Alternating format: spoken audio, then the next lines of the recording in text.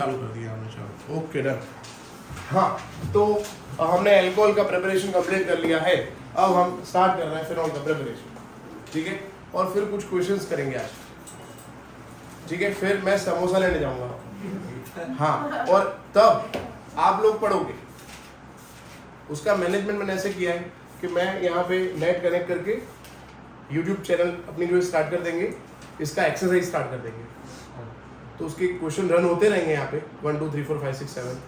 मैं 10 minute 15 minute में आ जाऊँगा, तो टाइम वेस्ट नहीं होगा, तो उतने क्वेश्चन हो जाएंगे, तब तक आप लिख के वो याद कर लेना। मतलब वो कंटिन्यू करते रहना, 33 क्वेश्चन है टोटल, 33 क्वेश्चन, तो मैं 4-5 क्वेश्चन होंगे तब तक तो आ ही जाऊँगा, है ना, तो टाइम वेस्ट नहीं होगा। ऐसा मैंने सोचा है, फिर नहीं करना तो बंद करके आप बातें करना 15-20 मिनट, ठीक है, एज आपको जैसा ठीक लगे। चलो फिर, तो अब हम स्टार्ट कर रहे हैं, क्या पढ़ेंगे आज हम? Preparation of phenol. टाइटल लिखो,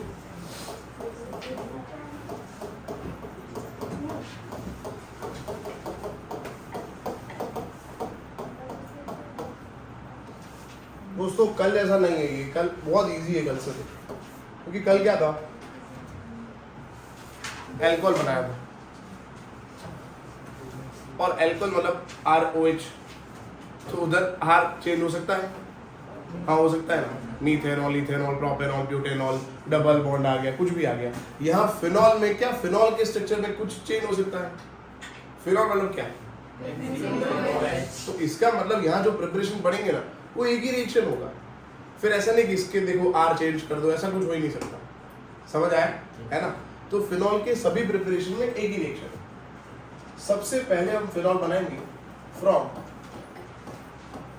क्लोरोबेंजीन।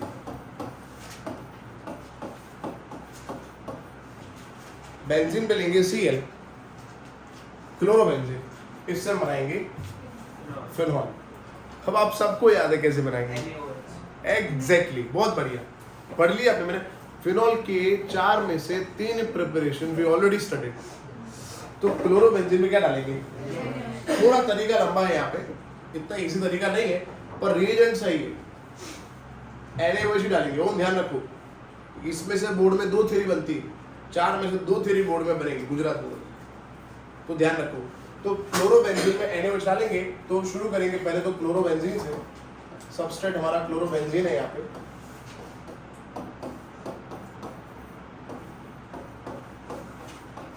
क्लोरोबेंजीन ले लिया हमने, और यहाँ ऐड करेंगे aqueous NaOH 623 kelvin, 300 atmospheric pressure. अब ये रिएक्शन कंडीशन है जो हमें याद करना पड़ेगा, ठीक। चलो अभी तक हम क्या कर रहे थे पता है, Na प्लस Cl माइनस, तो OH जो बाकी रहा जुड़ गया, पर इनफेक्ट ऐसा नहीं होता, पहले सॉल्ट बनता है फिर फिनॉल बनेगा, समझ आए। तो यहाँ पे हमें समझना है, लिखना एक NaOH है, जब एग्जाम में लिखोगे तो एक ही NaOH लिखोगे, पर मैं आपको समझा रहा हूँ अभी, इसलिए मैं 2 NaOH लिख रहा हूँ। चलो, तो ये पहला स्टेप समझ आ गया, OH H क्या निकल गया, ये Na के साथ ये क्या निकल गया, इसमें से क्या बाकी रहा, ONA, बेंजीन बाकी रहा और ONA, बेंजीन पे आ गया ONA, Na मतलब सोडियम, बेंजीन पे O मतलब फिनॉक्साइड, बोलो नाम याद हो गया, सोडियम मतलब Na, बेंजीन और O फिन ऑक्साइड, O को ऑक्साइड बोलते हैं, बेंजीन डैश को फिन बोलते हैं, Na को पोटेशियम तो नहीं बोलते, दिमाग खराब तो हमारा हो नहीं चुका, Na को सोडियम भी बोलेंगे, तो बहुत इजी नाम, सोडियम फिनॉक्साइड। अच्छा अब क्या बनाना है दोस्तों, पढ़ क्या रहे, क्या बना रहे हैं, मतलब OH लाना है ना, तो क्या हटाना पड़ेगा, HCl डाल देंगे, Na plus Cl minus NaCl OH, phenol बन गया दोस्तों, खत्म। This process is called Dow process for the preparation of phenol from chlorobenzene, DOW. ये हमने पढ़ाया था, ये मैंने पढ़ाया था आपको हेलो अल्केन हेलो अरीन में, and in that chapter we already studied कि if we add NO2 group at ortho and para site of chlorobenzene we can decrease the temperature, so feasibility of reaction increases. Temperature पता है NO2 3 add किए तो 333 kelvin हो गया था, ठीक है। वहां पे हमने रिएक्शन लिखा ही था और वहां पे एक स्टेप में लिखा था। तो एग्जाम में अगर पूछा right preparation of phenol from chlorobenzene तो इतना आपको लिखना पड़ेगा। इसमें एग्जाम में ये नहीं लिखोगे, ये नहीं तो चलेगा, और ये भी एनसीईआरटी में जो बाय प्रोडक्ट है ना वो नहीं लिखे होते, तो एनसीईआरटी में जैसा लिखा है ऐसा कॉपी करोगे तो चलेगा, कोई इशू नहीं है। बाय प्रोडक्ट लिखने की कोई जरूरत नहीं है। मतलब एनसीईआरटी पढ़ोगे तो पता नहीं चलेगा रिएक्शन में हुआ क्या, समझ आए? खाली लिखा होगा H+, Cl मैंने हवा में कहीं पे पता है ही नहीं, तो हमें समझना है कि H+ नहीं है वहां पे, Cl है काउंटर आए ताकि NaCl निकल जाए। बोलो कोई डाउट है इसमें? नहीं, चलो। हाँ, अरे इंडस्ट्री में ऐसे होता है, मतलब पहले ये बनता है फिर उसके अंदर ऐसे डालेंगे फिर होता है। हाँ वही, अरे मैं कब से क्या बोल रहा हूँ भाई, तू बाद में जा रहा है। मैं ऐसा बोल रहा हूँ कि एक NaOH ही लिखा है एनसीईआरटी में, पर इनफैक्ट 2 NaOH होंगे तभी तो सोडियम सॉल्ट बनेगा, समझे आप? अगर आप एक NaOH ले लोगे HCl निकालोगे, HCl नहीं निकलता, पहले सॉल्ट बनता है, बोल रहा हूँ ना, सॉल्ट मतलब OH। तो आपको अगर कॉम्पिटिटिव एग्जाम या फिर CBSE की बात करें तो ऐसा लिखा होगा, देखो लॉजिकल क्वेश्चन पूछा था ऐसा लिखा होगा, क्लोरोबेंजीन इधर क्या लिखा होगा बेस, और नीचे क्या, पहले स्टेप में बेस और दूसरे स्टेप में क्या लिखा होगा H+, पहले स्टेप में ऐसा लिखा होगा। तो आपको आइडेंटिफाई करना पड़ेगा कि क्या है, तो आपको रिलेट करना है। क्लोरोबेंजीन ओके, OH मतलब NaOH, डेल्टा मतलब वो टेम्परेचर 633, H+ मतलब HCl। अच्छा, तो ये डाउन प्रोसेस है, मतलब हमें क्या लिखना है, खाली डायरेक्ट प्रोडक्ट क्या लिखना है, एग्जैक्ट ऐसा होगा। ऐसा मैंने बोला है कि ऑर्गेनिक केमिस्ट्री में एरो पे, हाँ एरो पे सब लिखा होता है, इशारों में बातें होती है, तो इशारे हैं ये इशारों को आप समझ जाओ कि क्या है, ठीक है। हम कोई इशारा कर रहे हैं, चलो फिर आगे बढ़ते हैं। तो पहला कदम मेथड, कोई आपको याद आ रहा है फिनॉल का कोई प्रिपरेशन हमने पढ़ा हो?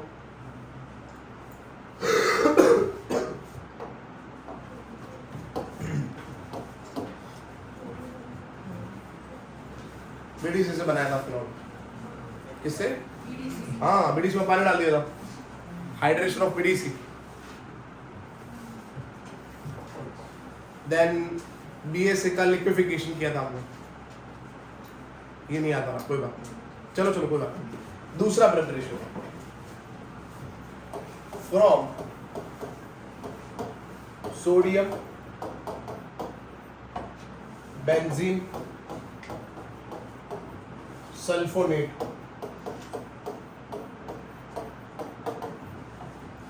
SBS शॉर्ट फॉर्म है इसका, सनेडो, बेंजीन सनेडो नहीं है।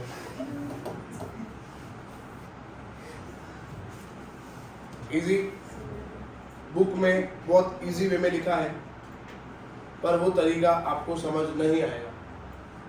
मैं यहाँ पे 4 या 5 स्टेप में लिख रहा हूँ, बुक में 2 स्टेप में लिखा है। मैं समझा रहा हूँ इसलिए मैं पूरा लेंथी मेथड से आपको बता रहा हूँ। वैसे लेंथी मेथड नहीं है, एक्चुअल मेथड ये, ठीक। बाकी बुक में क्या है, ये डाला ये बना, कैसे बना पता नहीं, है ना, जादू हो रहा है बुक में तो। शक्तिमान शक्तिमान शक्तिमान। चलो पहले क्या लेंगे दोस्तों, उजड़ा चमन लेंगे। कौन है उजड़ा चमन? हाँ, कुछ है ही नहीं, बेंजीन। ना आप सबको एक रिएक्शन पता होगा, सल्फोनेशन। सल्फोनेशन, तो सल्फोनेशन में बेटा हम यूज करते हैं फ्यूमिंग H2SO4।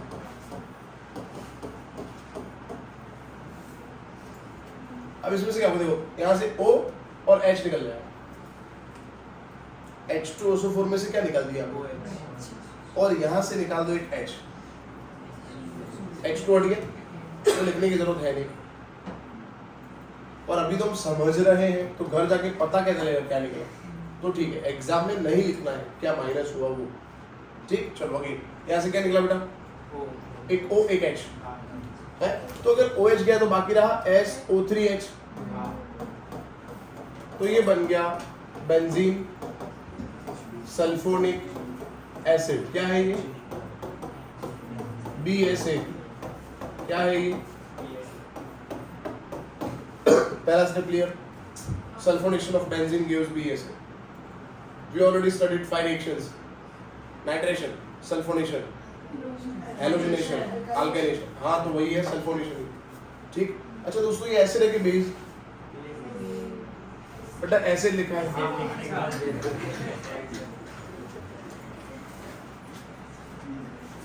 कोई जल्दी नहीं, धीरे धीरे जाएंगे। यहाँ देखो तो सही, फिर बोलो। एसिड है ये, H है इसके अंदर। तो अब नेक्स्ट स्टेप में डालेंगे बेस, क्योंकि बेबी को बेस पसंद है और बेस को एसिड पसंद है, इसलिए। चलो बेस से क्या हटा देंगे? OH। एसिड से क्या हटा दिया? क्या निकल गया? SO3 के साथ क्या बाकी रहा? SO3Na। तो ये है SBS, सोडियम सोडियम Na वाला सोडियम। ये बेंजीन ही है। इसको साइक्लोपेंटेन तो नहीं बोलेंगे, पागल नहीं होंगे। पागल हो गए तो बोलेंगे साइक्लोपेंटेन, इसको बेंजीन ही बोलेंगे ना। ठीक है, तो सोडियम बेंजीन, इसका नाम है सल्फोनेटर। बोलो यहाँ तक क्लियर। अगेन बेंजीन का सल्फोनेशन तो BSA बन गया, BSA के अंदर बेस डालो तो क्या बन गया? SBS। क्लियर है? चलो अब हम ऐड करेंगे एक्सेस बेस, मतलब NaOH एक्सेस में ऐड किया हमने।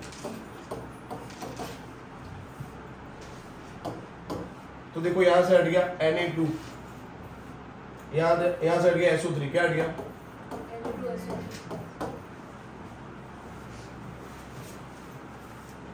क्या हट गया? 2 Na। देखो मैंने बहुत इजीली बॉक्स बनाया, समझ में आ ही जाएगा। अच्छा, यहाँ से क्या हटा देंगे? OH। यहाँ से क्या हट गया? क्या निकल गया? ये क्या है? ये क्या है? बेंजीन पे क्या अटैच हो गया? ONA में क्या डालेंगे तो फिनॉल बनेगा? अभी तो रहा है HCl। वाओ, खत्म। तो यहाँ पे ONA जो फॉर्म हुआ, ONA सोडियम फिनॉक्साइड, उसके अंदर दोस्तों ऐड किया है HCl। NaCl हटा दो, खत्म रिएक्शन।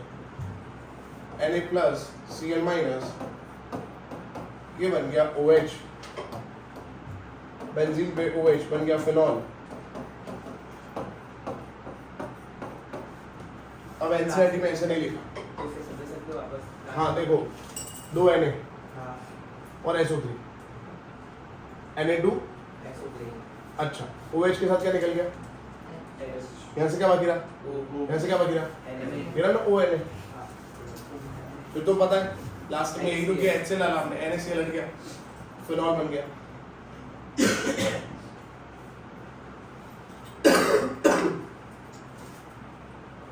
अब एनसीईआरटी में ऐसे नहीं लिखा। एनसीईआरटी में फिसी किसी की बुक ओपन नहीं है एक बुक ओपन, सब मत ओपन करो, जरूरत नहीं है। वैसे मैं आपको यहाँ पे बताता हूँ इसने क्या लिखा है एनसीईआरटी में। रजनीकांत मेथड होगा। हाँ देखो ऐसा है, इसमें से ये बनाया है। ठीक, फिर इसमें क्या क्या डाला, खाली देखो ना क्या डाला, NaOH और HCl। तो एक ही एरो पे लिख दिया NaOH ऊपर और नीचे लिखा है H+। और ये नहीं बनाया ना ये बना, डायरेक्ट क्या बना दिया? समझ आया आपको? ऐसा लिखा है, देखो ये हमारा NCl। बेंजीन से क्या बनाया? BSA। BSA मतलब SO3H। फिर ऊपर क्या लिखा है? NaOH। नीचे क्या लिखा है? क्या बन गया? क्या बन गया? और यहाँ पे क्या निकला, कैसे हुआ, कैसे आया, पता नहीं। सेम ऐसे लिखा है, सेम, ना इसका नाम ना इसका नाम ना कुछ नहीं। You follow this method when you writing Gujarat board. Gujarat board में पूछेंगे तो ये मेथड फॉलो, यही मेथड फॉलो करना है। हाँ, मेरा मेथड लिखोगे 100% गलत नहीं होगा, क्योंकि हम तो शो कर रहे हैं कि क्या निकल रहा है, कैसे हो रहा है। हम तो पूरा समझा रहे हैं कैसे हुआ, पर आपको अगर लोड लग रहा है ऑर्गेनिक केमिस्ट्री थोड़ा शॉर्ट करना है तो ये रहा मेथड, इजी। पर हाँ एक चीज नहीं भूलेंगे दोस्तों, इसका नाम और इसका नाम नहीं लिखोगे क्योंकि एनसीईआरटी में नहीं है तो चलेगा, पर इसका नाम जरूर से लिखना, ठीक है। चलो फिर तो ये दो मेथड हुए। नेक्स्ट मेथड है फ्रॉम, अभी हमने डिस्कस किया। हाँ बेटो आप पीछे करेंगे ना। नेक्स्ट मेथड है हमारा फ्रॉम बीडीसी। तो बीडीसी कैसे बनाया था? एनिलीन से, डायजोटाइजेशन ऑफ एनिलीन, HNO2 डालने, good, nitrous acid, sodium nitride and HCl का mixture that produces HNO2। HNO2 में HCl डाला हमने तो बन गया बीडीसी, बीडीसी में पानी डाला बन गया फिनॉल, ठीक है। चलो फिर लिख देते हैं। ये चैप्टर 10 में हमने पढ़ा था, इनफैक्ट हमने चैप्टर 13 में भी पढ़ा था ये, है ना। चलो फिर तो थर्ड मेथड लिखेंगे from BDC, benzene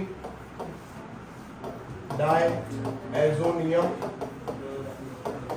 chloride, BDC। पहले BDC बनाएंगे एनिलीन से,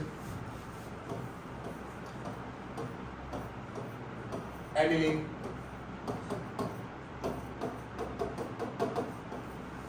इस प्रोसेस के अंदर हमने ऐड किया था NaNO2 plus 2 moles of hydrochloric acid at low temperature से 273 to 278 केल्विन। तो क्या बन गया था? BDC, benzene N2 plus Cl, BDC बन गया। और BDC का हमने किया था by using dilute H2SO4 at 280 degree kelvin, पानी ऐड करना है। पानी ऐड करेंगे तो क्या निकल जाएगा? N2 HCl, क्या बाकी रहा यहाँ पे? लगा दो बेंजीन में, बन गया phenol, benzene dash OH phenol. अब ये मैंने 2 बार समझा दिया है 2 चैप्टर में, तो यहाँ पे तो आपको याद ही होगा, और समझना है तो चलो समझते हैं पहले से। इट विल टेक 10-15 मिनट्स, क्योंकि पहले पता है इसमें से HNO2 बनता है, फिर HNO2 रिएक्ट करता है HCl के साथ, और फिर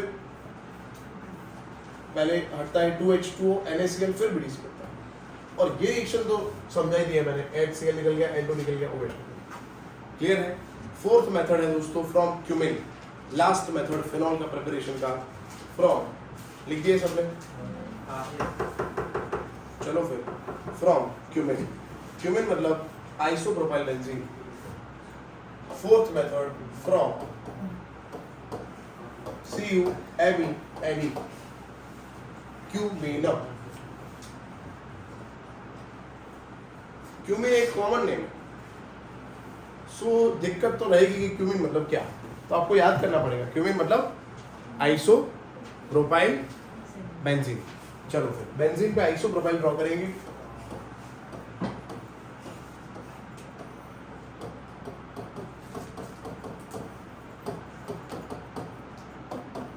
आइसो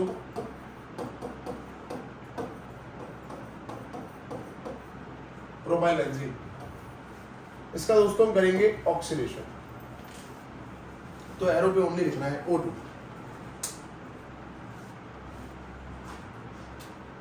तो पहले स्टेप में क्या किया कि आइसोप्रोपाइल बेंजीन लिया, उसका हमने किया ऑक्सीडेशन। चलो ठीक, ऑक्सीडेशन उस कार्बन का पहले होता है जिसका डिग्री मैक्सिमम है, मतलब प्राइमरी, सेकेंड या टर्शियरी।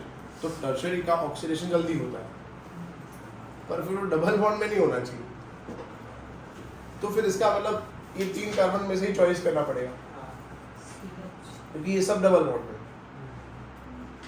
तो इसका डिग्री प्राइमरी, हाँ टर्शियरी, यस, 1, 2 और 3 के साथ करेंगे, तो इसका ऑक्सीडेशन होगा। बहुत सिंपल ऑक्सीडेशन है यहाँ पे, बहुत ही सिंपल। मतलब क्या करना है कि C और H है ना, उसके बीच में 2 ऑक्सीजन लिख देना है। तो देखो बेंजीन C के पास कितने CH3 है दोस्तों? 2 CH3 जो है वो चेंज नहीं होंगे यहाँ पे। यहाँ पे 2 ऑक्सीजन ऐड हो जाएंगे ऐसे, तो इसका ऑक्सीडेशन हो गया। मतलब 2 ऑक्सीजन ऐड हो गए C और H के बीच में। और 2 ऑक्सीजन जब कंटिन्यू लिखे हो तो इसको हम ऑक्साइड नहीं बोलते, क्या बोलते हैं? पैराऑक्साइड। क्या बोलते हैं? हाँ, तो पैराऑक्साइड है। समझ आया? ठीक। नेक्स्ट स्टेप में क्या एक्सपेक्ट कर सकते हैं? नेक्स्ट स्टेप में एक्सपेक्ट कर सकते हैं डबल बॉन्ड। ये डबल बॉन्ड है अंदर, और इसके पास क्या है देखो तो स्टेबल तो रहेगा नहीं, रेजोनेट होता रहेगा। तो सोचो ना, ये अगर इधर जाएगा तो कार्बन और ऑक्सीजन में भी सिंगल बॉन्ड है, फिर अगर आया तो क्या बन गया? तो अगर यहाँ डबल बॉन्ड बने, सोचो खाली कि अगर यहाँ डबल बॉन्ड बनेगा तो कार्बन की वैलेंसी कितनी हो जाएगी? हाँ, 1 2 3 4 तो है, 5, तो ये बॉन्ड ब्रेक हो जाएगा। अच्छा, ये बॉन्ड ब्रेक कर दिया, ये बॉन्ड इधर बन गया, तो CH3C double bond OCH3 exactly ketone बन गया। कीटोन बना, कौन सा कीटोन है ये? एसीटोन। और एसीटोन बहुत यूजफुल सॉल्वेंट है इंडस्ट्री में। अच्छा वो छोड़ो ना, ये निकल गया तो बाकी क्या रहा? वाह, काम हो गया, खत्म, फिनॉल बन गया। बहुत क्यूट मेथड है ये, बहुत इजी रिएक्शन है ये। आपको एरो पे खाली यहाँ लिखना है H+, बस H+ के प्रेजेंस में रिएक्शन हुआ।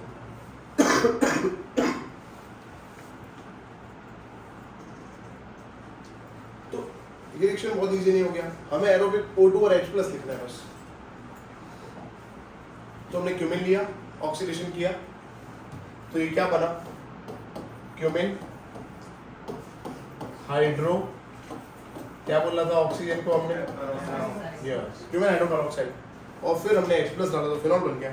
एसीटोन अलग हो गया। प्योर फिनॉल बनाना है तो याद रखना क्यूमिन मेथड यूज करेंगे, प्योर फिनॉल बनता है इससे। और दूसरा फायदा ये भी है कि इसमें जो बाय प्रोडक्ट बन रहा है वो भी यूजफुल है, वो भी सॉल्वेंट है। हाँ, तो 4 मेथड पढ़े हमने और बहुत इजी रिएक्शंस है, और एक के अंदर दूसरा कोई रिएक्शन भी नहीं है, तो इजीली याद हो जाएगा।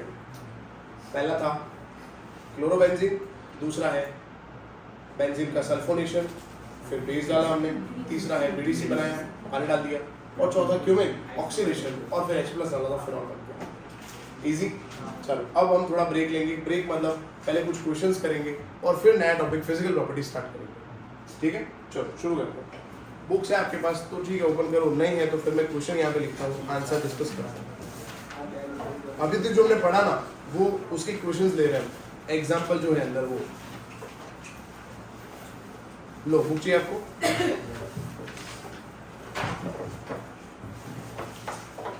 चलो कौन सा क्वेश्चन बोलोगे वो मुझे बोलना पड़ेगा ना, कौन सा क्वेश्चन करेंगे। नॉमेनक्लेचर शायद आप कर लोगे, तो नॉमेनक्लेचर के बाद वाले क्वेश्चन ही देखते हैं। Example 11.2 page number 331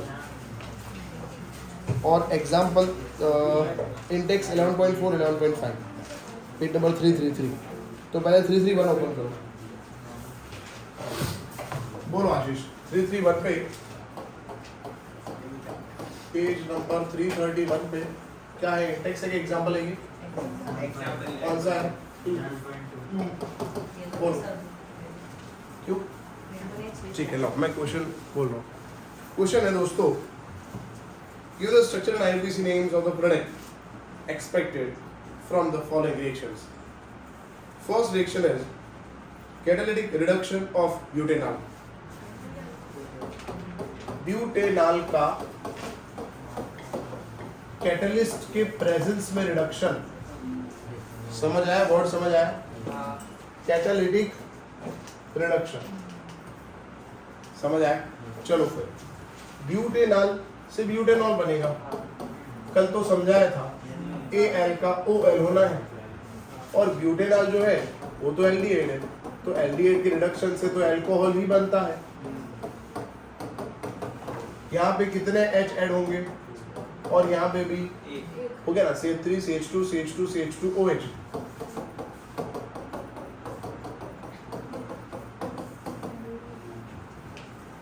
Any doubts?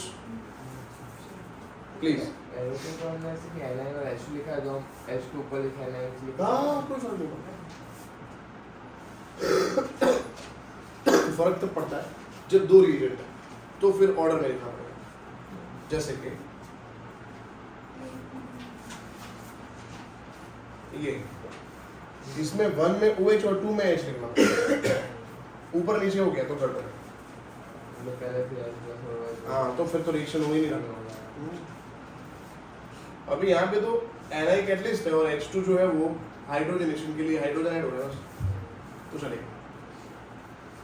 Hydration of propene in the presence of dilute H2SO4। Propene का हाइड्रेशन, प्रोपीन का hydration in the presence of acid, this is acid catalysed hydration reaction. एम के था कि एम के, तो OH कहाँ जाएगा? तो प्रोपेन, गुड, प्रोपेन 2 क्वेश्चन समझ आना चाहिए बेटा। देखा कल मैंने बोला था गाबा निकली जैसे क्वेश्चन सामने है। If you can't write this from words given in the question then reaction कैसे करोगे? समझे आप? अब तीसरा वर्ड बोल रहा हूं, आप खुद करना ट्राई करो। रिएक्शन ऑफ प्रोपेनॉन, आंसर लिखा है तो बुक ओपन है तो आंसर दिख ही जाएगा और आंसर आ ही जाएगा। Reaction of propanone with methyl magnesium bromide followed by hydrolysis. तो मैंने ऐसा बोला बुक ओपन है तो कि बंद कर दो, मेरा इशारा ये था। लोग देख ही जा रहे हैं, हाँ देख ही लेते हैं, सब नहीं बोला, देख ले क्या फर्क पड़ा है।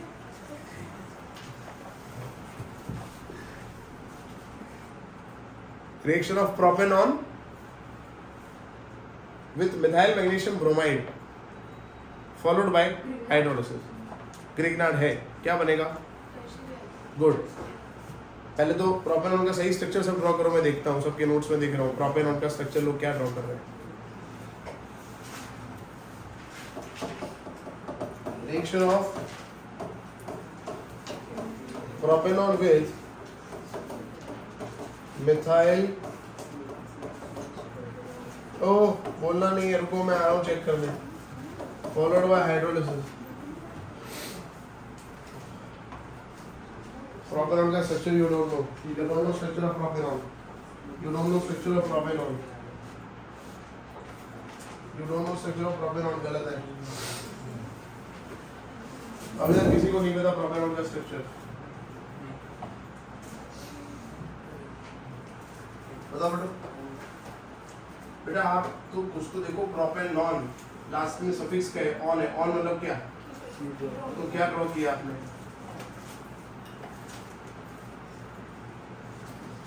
नहीं हुआ, प्रोपेनॉन का स्ट्रक्चर नहीं हुआ। क्या है? एक जन का हुआ है बस पूरे क्लास में, एक जन का ही हुआ है। सी और ओ में डबल बॉन्ड नहीं होगा।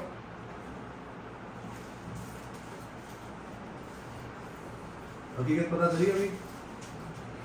हम सब एंटी क्लास है, कुछ नहीं हमारे अंदर, तो हमें चुप रह के शांत रह के पढ़ाई करनी चाहिए। स्टेटमेंट को आप, मैं तो लिख रहा हूँ यहाँ पे, तो आप कर रहे हो रिएक्शन। इस स्टेटमेंट को आपने कैसे लिखा? प्रोपेनॉन, प्रोपेन मतलब 3 कार्बन, ऑन मतलब कीटोन, ये बन गया स्ट्रक्चर। ओके बेटो, जो आपको थोड़ा बहुत ताने मारता है वो आपका सही कर रहा है, याद रखना लाइफ में। तो ऐसा मत सोचो कि सर ताने मारते रहते हैं। मैं आपका अच्छा चाहता हूँ, आपके पेरेंट्स और आपके गुरु आपको ताने ही मारेंगे लाइफ में। और अगर आप बार शाबाशी दे रहे हैं तो भी अच्छी बात है, शाबाशी भी देंगे, सही है, पर बेटा बेटा तो नहीं कर सकते ना यार, माथा पर चढ़ी जाए। समझ आया? तो मैं गाली नहीं करूंगा आपको, आप सुनते रहो, ठीक है? गुड, इससे आप ऊपर जाओगे। चलो फिर, तो ये प्रोपेनॉल है और ये मिथाइल मैग्नीशियम ब्रोमाइड है। और दोस्तों फिर तो राज पता है हमें कि कीटोन का ग्रिगनर करेंगे तो टर्शरी बनेगा, और टर्शरी का स्ट्रक्चर OHC होता है, कल पढ़ा था। 3 R फाइंड करने हैं, एक R ये रहा, दूसरा R ये रहा, तीसरा R ये रहा, R R R, खत्म। चलो फिर, तो ये 11.2 हो चुका है, मैंने किया है और आपने दोनों ने मिलकर किया है। चलो फिर, अब यहाँ पे अच्छी बात ये है कि स्ट्रक्चर ड्रॉ करके दे दिए, पर प्रोडक्ट दे दिया है, रिएक्टेंट क्या है वो फाइंड करना है ना। चलो फिर, सो अभी बुक बंदी रखना, इंडेक्स 11.4 में लिख रहा हूँ ऊपर।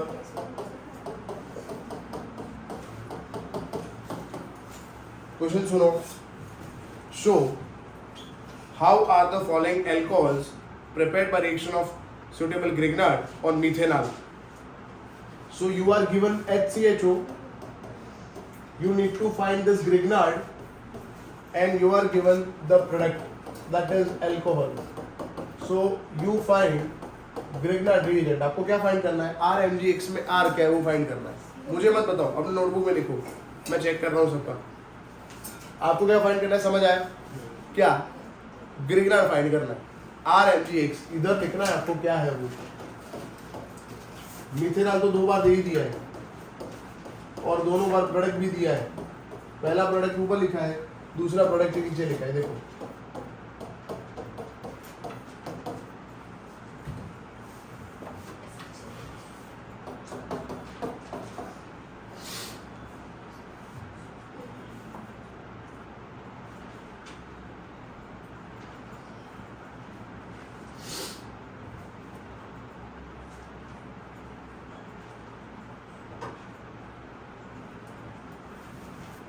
अच्छा, दोनों हो गया, गुड।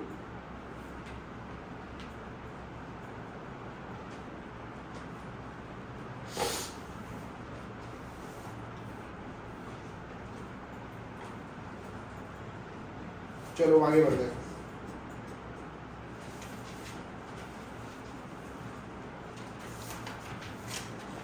अच्छा, गलत लिखा ही नहीं आपने, आपने भी लिखा नहीं है।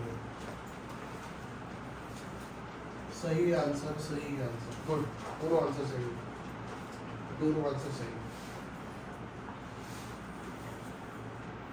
दोनों आंसर सही।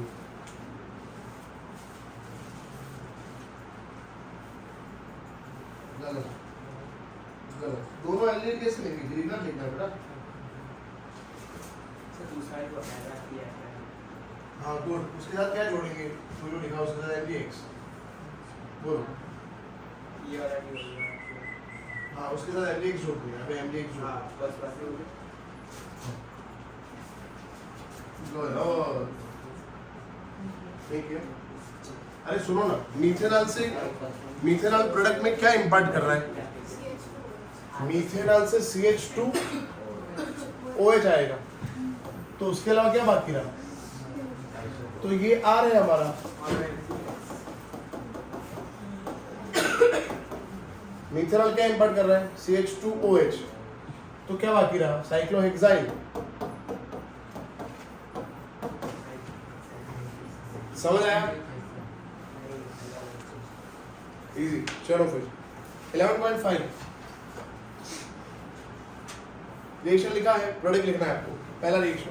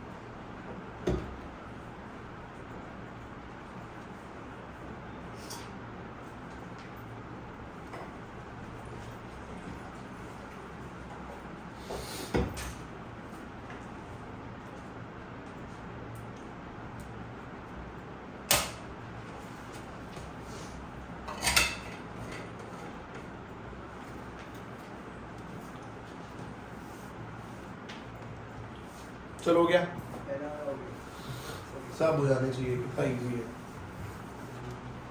Prophet to all. हाँ, अभी करो। सेकेंड स्ट्रक्चर के अंदर ईस्टर और कीटोन है, तो कीटोन का ही रिडक्शन होगा क्योंकि Easter is acid derivative. Na8,4 is weak reducing agent, so it can't reduce acid and its derivatives. So यहाँ पे किसका रिडक्शन होगा? ओनली कीटोन का रिडक्शन होगा ओनली। तेरे को एक झापड़ मारने का मन करना है वो खींच के, तेरा ध्यान कम होता है, तेरे को समझ नहीं आता। एसिड और उसके डेरिवेटिव के लिए LiAlH4 यूज होता है, एल्डिहाइड और कीटोन के लिए Na8,4। तो ये क्या है? इसका रिडक्शन किससे होगा? किससे होगा? हाँ, यहाँ पे Na8,4 लिखा है, तो इसका रिडक्शन नहीं करोगे आप, खाली कीटोन का रिडक्शन करोगे। तो यहाँ पे CHOH हो जाएगा बस, मतलब यहाँ पे डैश OH लिख दो, बाकी सब सेम।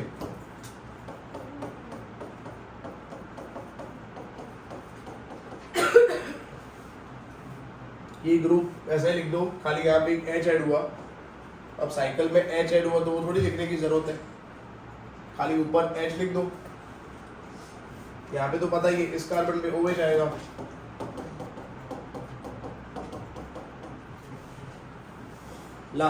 लास्ट में H और H, तो CH3 CH2 CH CH3, इधर एक H और यहाँ पे एक H।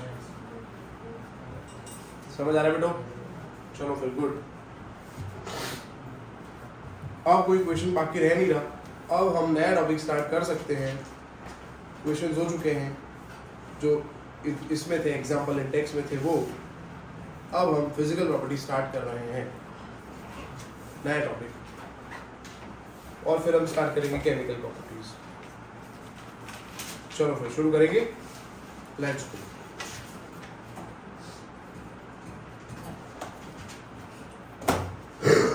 बोलो, कुछ डाउट हो तो पूछो। नहीं है ना? चलो फिर आगे बढ़ते हैं। अब नेक्स्ट टॉपिक लिखेंगे दोस्तों, फिजिकल प्रॉपर्टी। पूरा टॉपिक MCQ है, समझ आए? पूरा टॉपिक MCQ, तो हमें थ्योरी इसकी याद ही नहीं करना, खाली किसके बॉइलिंग पॉइंट किससे ज़्यादा है, किसका सेलिब्रिटी ज़्यादा है, वो सब पढ़ना है बस, है ना? चलो फिर देखो, नेक्स्ट टॉपिक लिखेंगे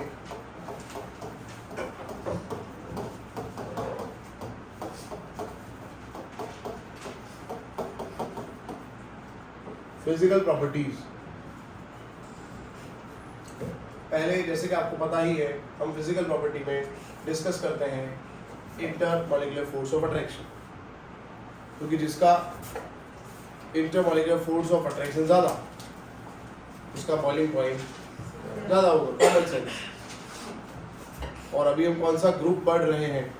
तो अभी हम पढ़ रहे हैं एल्कोहल, और साथ में भी मैं फिनोल ही बोल देता हूँ ना, क्योंकि दोनों के अंदर क्या है, एक ग्रुप कॉमन है, बोथ आर हाइड्रोक्सी डेरिवेटिव। तो जो बॉन्डिंग अल्कोहल में होगा वही बॉन्डिंग, खाली फर्क क्या होगा, फिनॉल में थोड़ा कार्बन है, मोटा है, मतलब रिंग में फिनॉल में कंपलसरी 6 कार्बन ही लेने पड़ेंगे, क्योंकि फिनॉल में बेंजीन होना चाहिए। अल्कोहल 1 कार्बन से भी स्टार्ट होता है, तो खाली इतना फर्क है बस, बाकी दोनों में टाइप ऑफ बॉन्ड सेम होगा। तो ROH का स्ट्रक्चर देखते हैं और सोचते हैं इसमें कौन सा बॉन्डिंग हो सकता है। एग्जैक्टली H बॉन्ड है इसमें। सबसे पहले तो देखते हैं पोलर है कि नहीं, तो है पोलर, क्योंकि ऑक्सीजन का चार्ज माइनस, H का चार्ज, तो ये तो पता ही है बॉन्ड पोलर है, पोलर बॉन्ड। चलो, एक है पोलर बॉन्ड। दूसरी बात, इलेक्ट्रोपॉजिटिव हाइड्रोजन जो है वो डायरेक्ट ऐसे एलिमेंट से कनेक्टेड है जिसके पास लोन पेयर है, तो इसका मतलब यहाँ पे हाइड्रोजन बॉन्ड है। समझ आ गया? और जहां हाइड्रोजन बॉन्ड है उसके बॉइलिंग पॉइंट ऑलवेज बाकी जो भी कंपेयर करोगे आप उससे ज्यादा ही होंगे, क्योंकि हाइड्रोजन बॉन्ड का स्ट्रेंथ ज्यादा होता है। See, in general hydrogen bond is weak, H bond and van der Waals force of attraction, weak force of attraction. When we talk about covalent bond, coordinate covalent bond, metallic bond, ionic bond, ये 4 bond जो मैंने बताया वो strong है। पर H bond और van der Waals force of attraction वो कैसे हैं? वीक है। पर इन दोनों में van der Waals, dipole dipole, induce dipole और H बॉन्ड, इन सब में सबसे ज्यादा जो स्ट्रॉन्ग है वो H बॉन्ड है। समझ आया आपको? इसीलिए यहाँ पे हाइड्रोजन बॉन्ड को हम strong force of attraction consider कर रहे हैं। तो चलो, बॉइलिंग पॉइंट अल्कोहल के ज्यादा होंगे या अल्केन के? यस। सो पहला एमसीक्यू आ गया, boiling point of alcohol is greater than that of alkane because alkane compounds are non polar और इसीलिए इसमें लंडन फोर्स है, that is dispersion force, you know. Because यहाँ पे कार्बन कार्बन बॉन्ड है तो प्लस और माइनस तो लिख नहीं सकते, दो सेम एटम है ना, तो इलेक्ट्रॉन नेगेटिविटी का डिफरेंस है नहीं, तो प्लस माइनस से नॉन पोलर हो गया। और ऐसे ही लिख देंगे फिनॉल, और ये क्या है? टॉल्यूइन। तो टॉल्यूइन भी वही हुआ ना, एरोमेटिक हाइड्रोकार्बन। तो again boiling point of phenol is greater than that of aromatic hydrocarbon, that is toluene. नहीं, टॉल्विन नहीं है, टॉल्यूइन है। लोग टॉल्विन बोलते हैं, पता नहीं विन क्यों बोलते हैं। तो चलो, ये फंडा 2 एमसीक्यू क्लियर हो गए। कहीं पूछा है अल्कोहल और अल्केन, मतलब ब्यूटेनॉल और ब्यूटेन, तो ब्यूटेनॉल का बॉइलिंग पॉइंट ज्यादा होगा।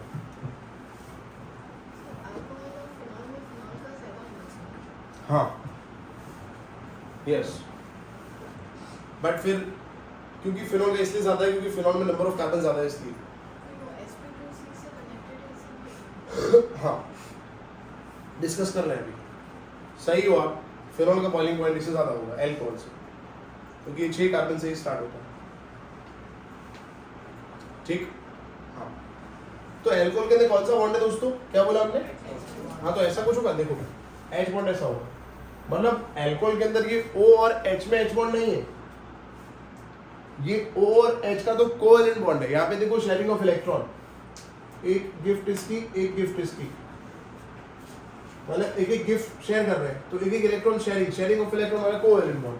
तो ये H बॉन्ड नहीं है। H बॉन्ड एक अल्कोहल का दूसरे अल्कोहल से होगा, एक अल्कोहल का दूसरे अल्कोहल से H बॉन्ड है, समझे आप? इसका पहले का H और दूसरे का O, इसका H, आगे वाले का O, H O। ये जो अल्कोहल्स है ना, उसके अंदर ये जो आपको दिख रहा है, ये जो डॉटेड लाइन अब मैं ड्रॉ कर रहा हूँ, दिस इज H बॉन्ड, ये H बॉन्ड है, ये H बॉन्ड है। ये जो दिख रहे हो ये H बॉन्ड नहीं है, वो कोवेलेंट बॉन्ड है। एक अल्कोहल का दूसरे अल्कोहल के साथ हाइड्रोजन बॉन्ड है, एक अल्कोहल के अंदर अंदर। हाँ, समझ आ रहा होगा शायद। फिनॉल में ऐसा ही स्ट्रक्चर ड्रॉ होगा ना, खाली R की जगह क्या लिखेंगे बेटा?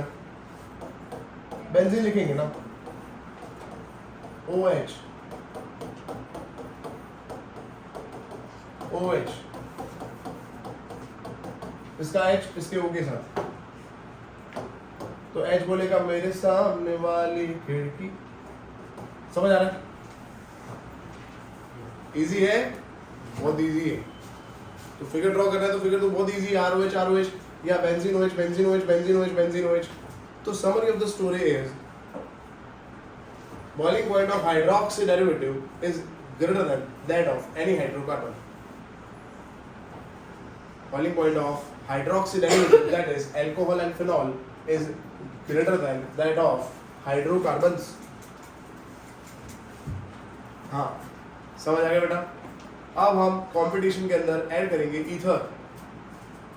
ईथर ऐड करते हैं और ईथर में देखते हैं ईथर में कौन सा अट्रैक्शन है और फिर उसको क्लासीफाई करते हैं। ईथर को ऐड कर रहे हैं, ईथर मतलब ROR। तो बॉन्डिंग पता लगाने के लिए पहले ही पता लगाएंगे क्या ये पोलर है कि नॉन पोलर है। ये पोलर है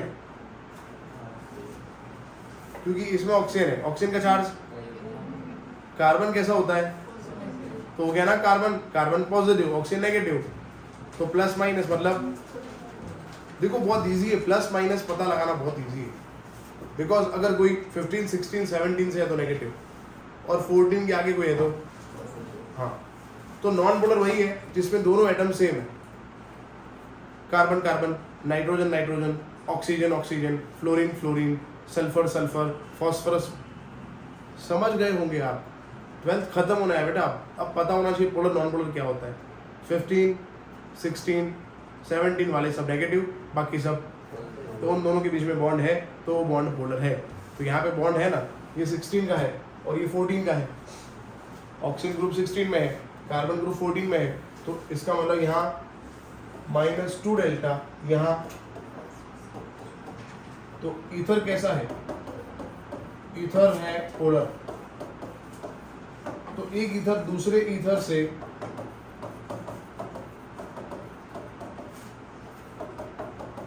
डायपोल डायपोल अट्रैक्शन से कनेक्टेड होगा, D attraction. Now let me tell you, D attraction is a type of Van der Waals force of attraction, which is weakest force of attraction.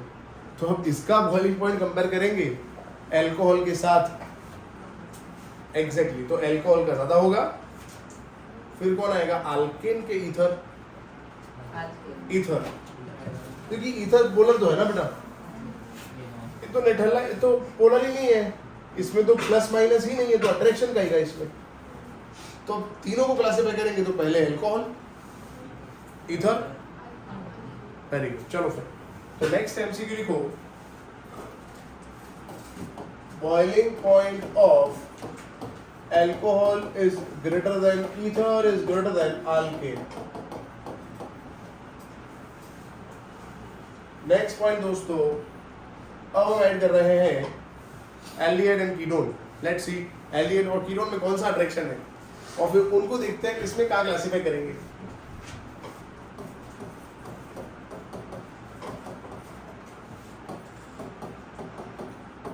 पहले सोचेंगे क्या ये polar है, हाँ C plus O minus C plus, तो ये polar है, हाँ ये भी पोलर है, डन। क्या ऑक्सीजन H के साथ डायरेक्ट कनेक्शन में है, तो H बॉन्ड नहीं है, तो फिर एक ही बाकी रहा attraction, dipole dipole attraction.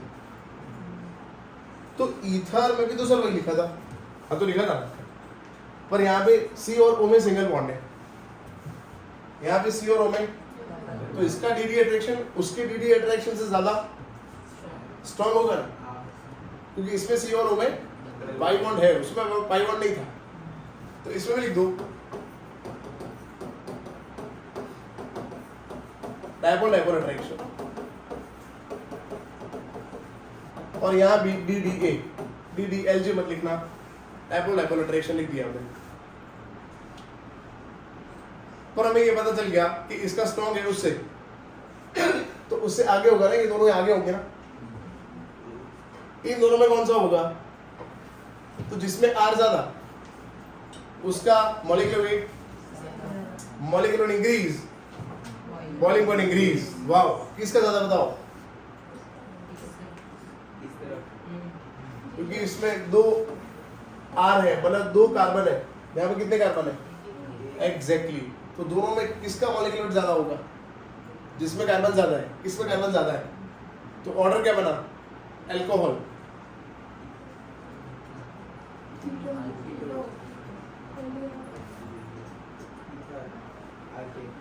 Exactly, समझ आया। तो अब लिख देंगे boiling point of ROH is greater than RCOR, greater than RCHO, greater than ROR, greater than alkane। Reason यहाँ लिख देता हूँ, नॉन पोलर है ये सब पोलर है, पहला रीजन लिख दिया। दूसरा रीजन, ये बाकी सबसे क्यों आगे, क्योंकि इसमें H बॉन्ड है, और इन सब में कौन सा अट्रैक्शन है, डी अट्रैक्शन। इसका डी अट्रैक्शन स्ट्रॉन्ग है इसके डी अट्रैक्शन से, क्योंकि इसमें सिंगल बॉन्ड है, इसमें डबल बॉन्ड है। समझ आया आपको। और इन दोनों में ये आगे इसलिए है ये मैंने लिखवा दिया है आपको, आपको पता ही होना चाहिए। Boiling point is proportional to molecular weight. ठीक है, तो बहुत सारे एमसीक्यू यहाँ पे हमने कर लिए। अब आगे, अब अल्कोहल की कंपैरिजन अल्कोहल से करेंगे। तो अल्कोहल की कंपैरिजन अल्कोहल से करेंगे तो दो कंपैरिजन होगी, ब्रांच की कंपैरिजन और मॉलिक्यूलर वेट की कंपैरिजन। अब लिख दो ये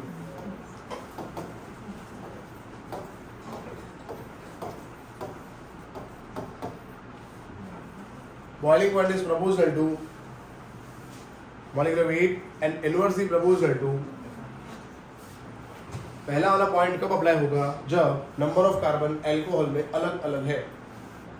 example methanol, ethanol, propanol, butanol, pentanol, hexanol, heptanol. समझ आ रहा है?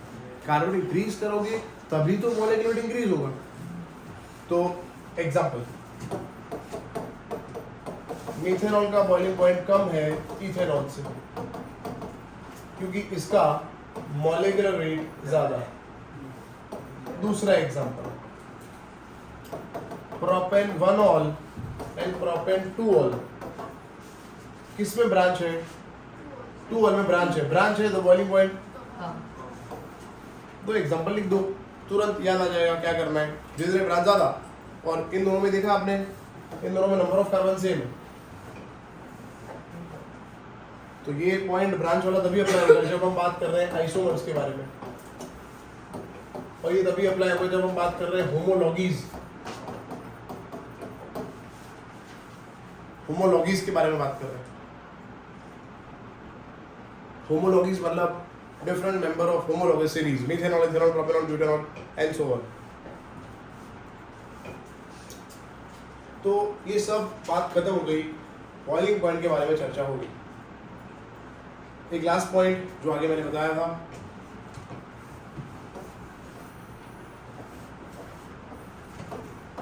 as OH increases, boiling point and solubility increases। ये मैंने आगे बता दिया था कहाँ, इंट्रोडक्शन में। जितने OH ज्यादा उतना बॉइलिंग पॉइंट, क्योंकि जितने OH ज्यादा, OH एक है तो एक H बॉन्ड, एक ही स्ट्रक्चर में दो OH है तो, हाँ समझ आया? तो ये सब बात हो गई फिजिकल प्रॉपर्टीज के बारे में। अब हम लास्ट पॉइंट डिस्कस कर रहे हैं फिजिकल प्रॉपर्टी का, दैट इज सॉल्युबिलिटी।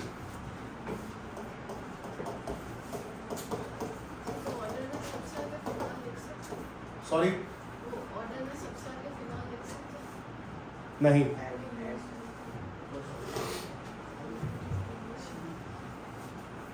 फिनॉल में क्या है आप समझे नहीं। फिनॉल एक स्ट्रक्चर है, फिनॉल की होमोलॉगस सीरीज नहीं है, तो इसलिए हम फिर कंपैरिजन में फिनॉल कहीं लिखते ही नहीं है, हम अल्कोहल लिखते हैं। समझ आया? तो अल्कोहल में OH है, फिनॉल में भी OH है, तो फिनॉल की होमोलॉगस सीरीज नहीं है, तो हम दूसरे ग्रुप से उसकी कंपैरिजन नहीं करेंगे। मैंने क्या बोला, जब आप बॉइलिंग पॉइंट की कंपैरिजन कर रहे हो तो लगभग मॉलिक्यूलर वेट कैसा होना चाहिए, तब भी कंपैरिजन हो सकती है ना। समझ आ रहा है? अब फिनॉल में ना कार्बन इंक्रीज करो ना कार्बन डिक्रीज करो, तो बहुत बड़ी दुविधा है कि 6 ही कार्बन है। तो वैसा बोल सकते हैं, उतने कार्बन तक के कोई ग्रुप से कंपेयर करोगे तो उसके बॉइलिंग पॉइंट ज्यादा होंगे, क्योंकि उसके अंदर H बॉन्ड है। ठीक है, इसलिए हम ऑर्डर में कहीं पर उसको यूज नहीं करेंगे। चलो solubility, now you know 2 points, सबको पता होगा। पोलर, पोलर में जाएगा, सो इजी। तो क्या अल्कोहल पोलर है? पानी पोलर है। यस, तो alcohol are miscible in water.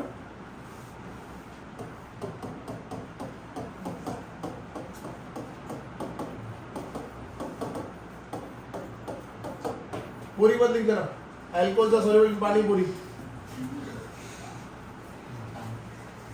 H2,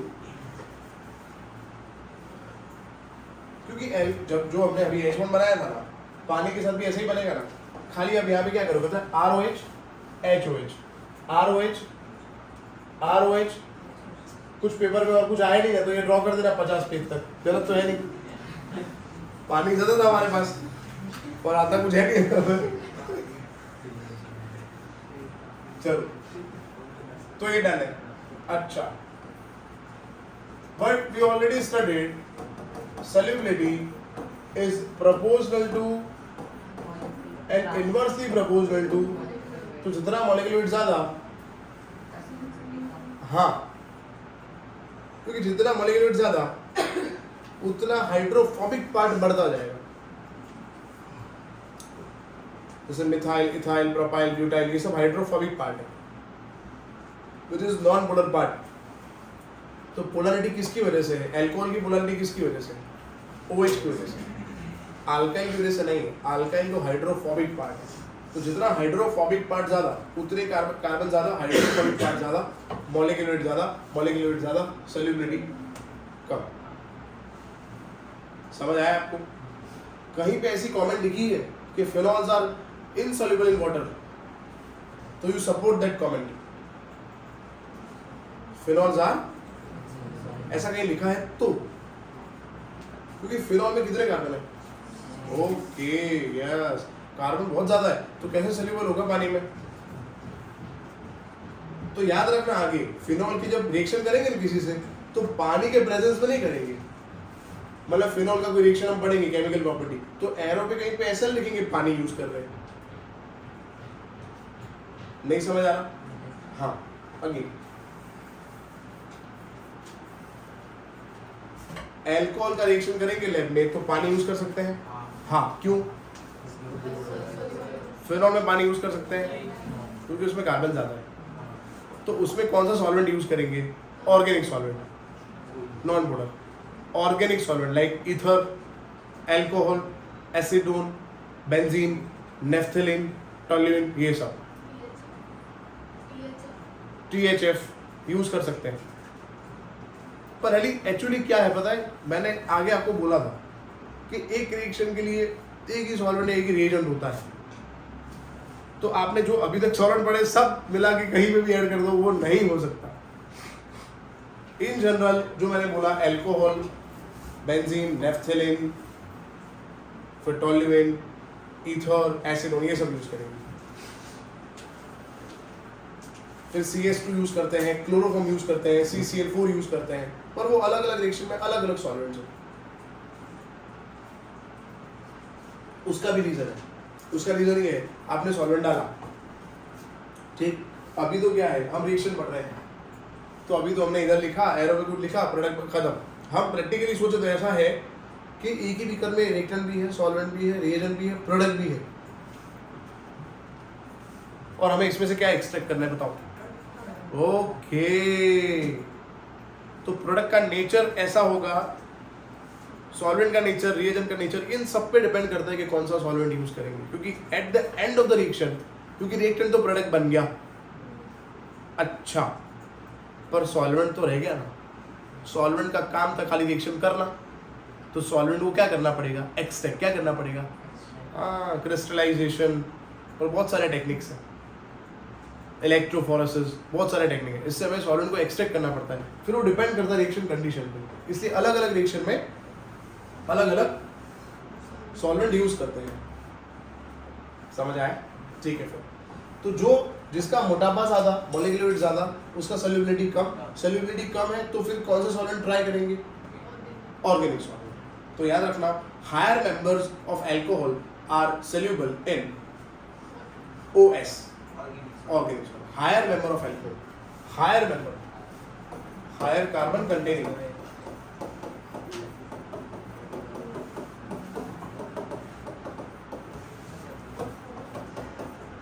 alcohols are soluble in OS, ORS नहीं बेटा,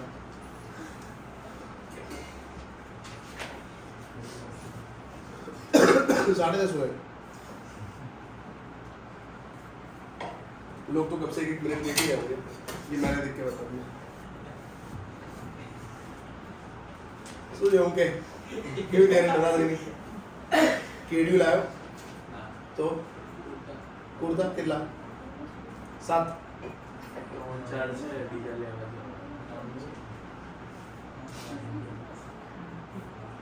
में सारा इतना कंफ्यूजन है ना कि कितना पैसा कमाओ सब। एक कुर्ता लेने जाओ 1500 रुपये, एक केडियो लेने जाओ 2500 रुपये। अब ऐसा मैंने सोचा कि इस बार 7 कुर्ते लाता हूँ तो कितना पैसा होगा, 11,000 रुपये हो गए। 1500 का एक कुर्ता समझो। अब 500 वाला कुर्ता लाएंगे तो पसंद नहीं आएगा,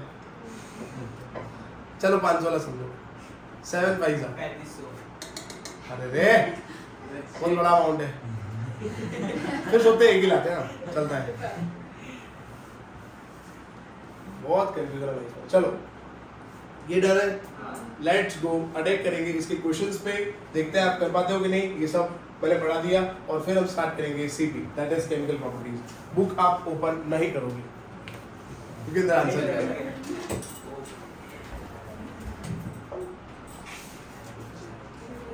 चलो दोस्तों,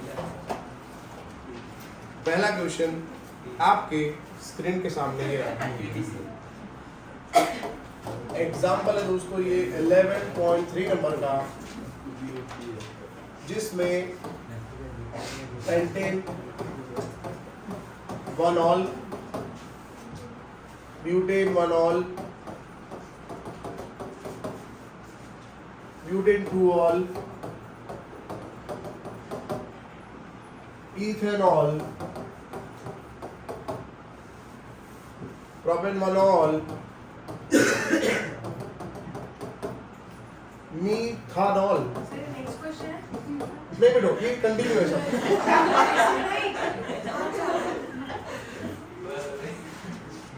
एक के अंदर कितने कंपाउंड्स दिए हैं एंड दे आस्क के arrange the following sets of compound in order of the increasing boiling point. इन सबको बॉइलिंग पॉइंट के इंक्रीजिंग ऑर्डर में अरेंज करना है। सो कम से ज्यादा तक अरेंज करना है। ठीक है, मैं करूं क्या आप कर रहे हो? आप कर रहे हो, करो फिर। तो दूसरा क्वेश्चन मैं ऊपर तब तक टाप देता हूं। दूसरा क्वेश्चन है pentane 1 all, normal butane, pentanol. चर्चा नहीं करनी बेटा, केबीसी नहीं चल रहा, ऑडियंस पोल नहीं है, खुद ट्राई करो।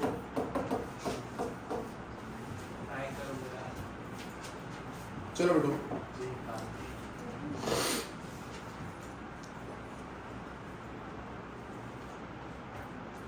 हो गया बेटो,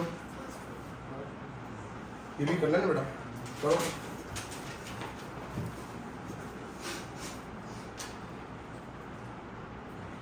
कल से बहुत ही कम हो रहा है ब्लिंक, मतलब हो ही नहीं रहा शायद। माय गॉड,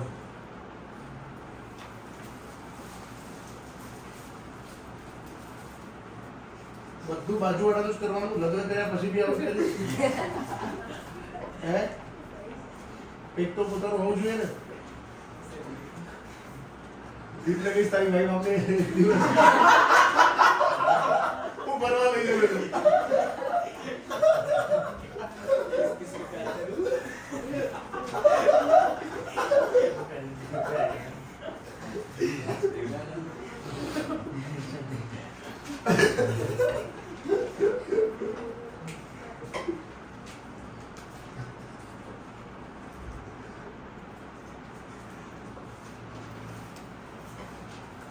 वैसे ज्यादा नहीं सोच रहा बेटा, अभी इस पे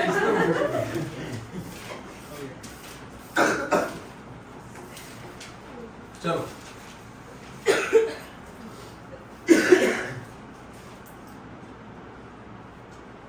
बोलूं मैं answer?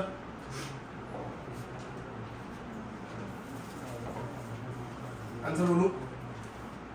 Methanol less than ethanol, less than propanol, less than butane 2 all, less than butane 1 all, less than pentane 1 all.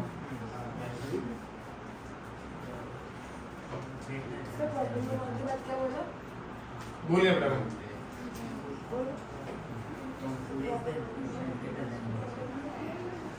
देखो सॉल्व करने के लिए आप क्या करोगे, स्ट्रक्चर में नंबर ऑफ कार्बन लिख दो 5 carbon, 4 carbon, 4 carbon, 2 carbon, 1 carbon, 1 carbon.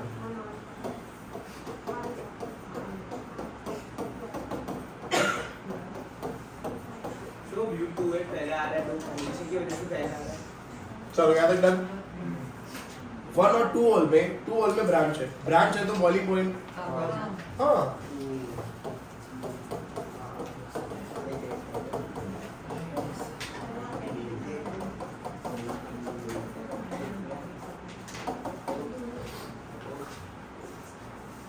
ये बोलूं मैं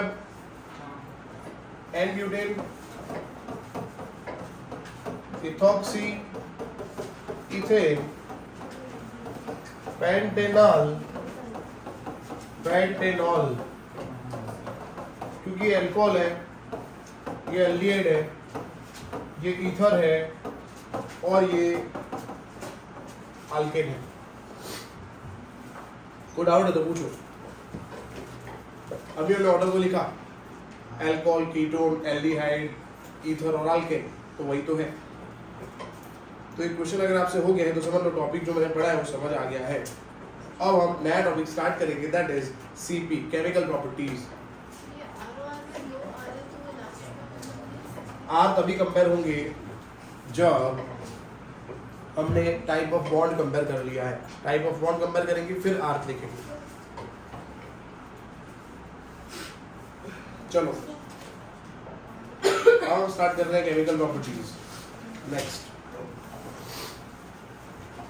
समोसा लेके आता हूँ, ऐसा करता हूँ, वीडियो चालू कर देता हूँ, आप अब तक वीडियो देखो, 4-5 क्वेश्चन करो, and then we have samosas, and let's see after eating samosas we are able to study or not, because after buying pet we are saturating, and after saturating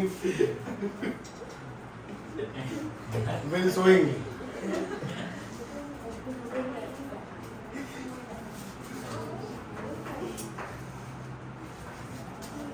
चलो ये पहले बंद कर दो, व्लॉग तो बनाना नहीं।